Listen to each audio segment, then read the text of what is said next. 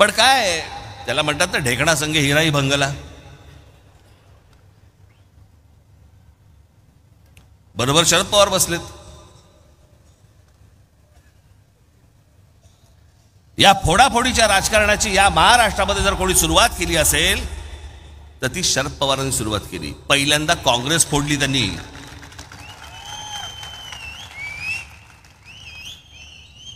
आणि मग पुलोद म्हणून स्थापन केलं.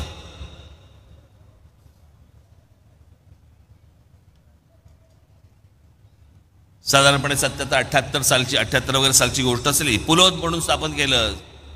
पहिल्यांदा या महाराष्ट्रामध्ये अशा प्रकारचं फोडाफोडीचं राजकारण पहिलं जे सुरू झालं हे शरद पवार साहेबांनी सुरुवात केली या गोष्टींची.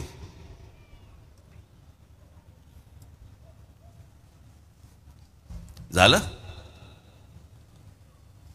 मग 1991 पुन्हा याच शरद पवारांनी छगन भुजबळांना फितवून बाळासाहेबांची पुन्हा शिवसेना फोडायला लावली.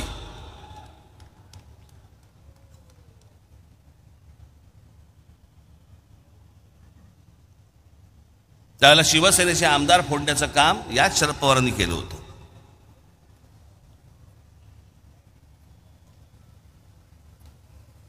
ज्या छगन भुजबळांना फोडलं आज ते इथे असतील. मी आपला काय माझा बाहेरून पाठिंबा आहे त्याच्यामुळे मी काही बोलू शकतो. आपल्याला थोडी फेविकॉल अजून लागला आहे.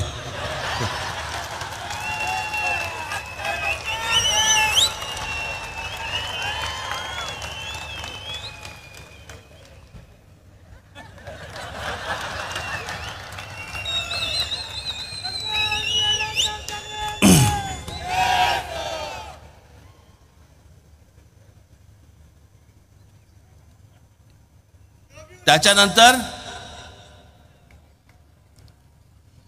नारायणराव राणे यांच्याबरोबर आमदार घेऊन काँग्रेसने त्यावेळेला पुन्हा बाळासाहेबांची शिवसेना फोडली.